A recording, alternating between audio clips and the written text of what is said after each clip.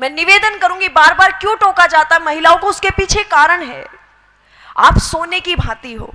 वो कहती कि पुरुषों को भी टोकिए, ये भी तो शॉर्ट्स पहन करके गली में वॉकिंग करने के लिए चले जाते हैं, हमें क्यों टोका जाता है? तो ध्यान देना, इसके पीछे बहुत गहरा रीजन है, शायद आप समझ पाओ। पुरुष एक लोहे की भांति है, लोहे से तुलना की गई है पुरुष की, लेकिन महिला एक हीरे की भांति है, एक गोल्ड की भांति है, सोने की भांति है। आपने देखा होगा, आप यहां से बाहर निकलेंगे, लोहा आपको कहीं भी पड़ा मिल जाएगा।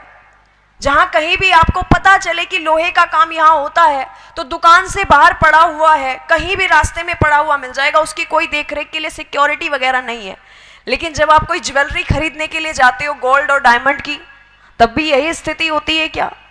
कवर करके रखा जाता है, और कवर ही नहीं, ओवर सिक्योरिटी में रखा जाता है। साइरेंस यूज हो जाते हैं जैसे ही कोई टच करता है। लेकिन यहां स्थिति विपरीत आई, आप सोने की भांति हो। और मुझे समझ नहीं आता कि हमें छोटे ड्रेसेस पहनने में ही क्यों स्वतंत्रता चाहिए?